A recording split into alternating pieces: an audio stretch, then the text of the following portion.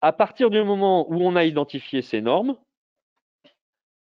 et versus le dispositif, les fonctionnalités et l'ensemble des paramètres qui composent votre projet, vous allez pouvoir, encore une fois, dès le démarrage des projets, travailler sur l'identification d'un certain nombre de risques pour que vos développeurs puissent être conscients justement de ces risques-là et adapter leurs choix en conséquence. Bernard, tu peux Tout, prendre le relais? tout à fait. Tout à fait.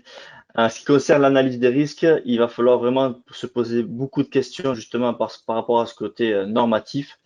Et il faut savoir que avec une certaine expérience, plus on va monter dans des domaines de contraintes fortes comme l'aéronautique et le militaire, plus les risques vont être très forts. On sait que dans le domaine public, les normes vous demandez des champs électromagnétiques relativement faibles, avec des agressions aussi sur du conduit relativement faible. Mais par exemple, l'automobile et l'aéronautique, où on peut rencontrer des problématiques foudre, des champs très forts en militaire, vont vous imposer des réflexions de risque assez élevées. Et ça, il faut en être très conscient, notamment si un jour vous avez à changer de carrière et vous basculez dans du design, vous étiez dans l'industriel, vous passez dans de l'aéronautique par exemple, il faut très rapidement se rendre compte qu'il y a un step-up à faire technologiquement parlant et sur cette analyse de risque par rapport aux normes. Donc, le niveau d'exigence EM doit orienter votre choix de conception. Ça, c'est une évidence.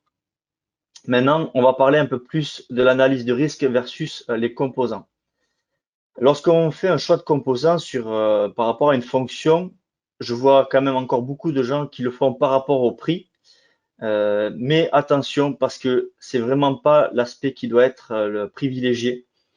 En termes de pérennité d'un équipement et d'un produit, aujourd'hui, les garanties en CM ont un redoutable impact et on voit de plus en plus de sociétés qui font cette démarche naturellement de designer en fait leurs produits et ensuite de leur faire passer des tests CM directement sur le produit pour savoir si le client qui va l'acheter va être serein par rapport à son utilisation. Et c'est ce qu'on voit un peu ici sur cette diapositive avec un petit composant ici qui fait du bruit. Ils se sont posé la question, mais voilà, aujourd'hui mon composant il est bruyant par rapport à cette courbe rouge. Je vais réfléchir au meilleur filtrage pour qu'il puisse passer telle norme. Et c'est ce qu'on voit ici en gabarit en bleu. Donc déjà ça, sur la sélection de composants, c'est une étape très importante. D'accord? Donc effectivement, un mauvais choix de composants peut vous mettre en péril votre projet. Ensuite, le risque par rapport aux technologies et autres caractéristiques de votre produit. Il faut faire énormément attention au choix du boîtier, d'accord, qu'il soit en métal ou en plastique, par rapport à ses caractéristiques mécaniques et à des agressions type ESD par exemple, ou pour des boîtiers métalliques par rapport aux fentes et aux ouvertures thermiques.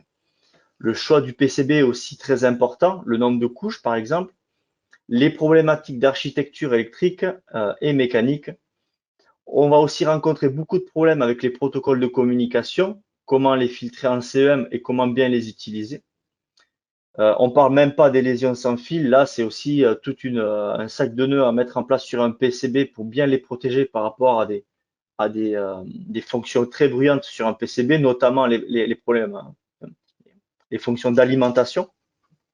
Et aussi, lorsqu'on va choisir ces lésions filaires, eh ben, au début, on va se dire, bon, mais je suis dans un environnement faiblement bruité, peut-être que je peux utiliser simplement du câble normal, mais en vérité, il y a beaucoup de possibilités. On peut utiliser des câbles blindés, des câbles surblindés comme on a dans le spatial. Donc, toutes ces réflexions, il faut les faire et elles ont un coût.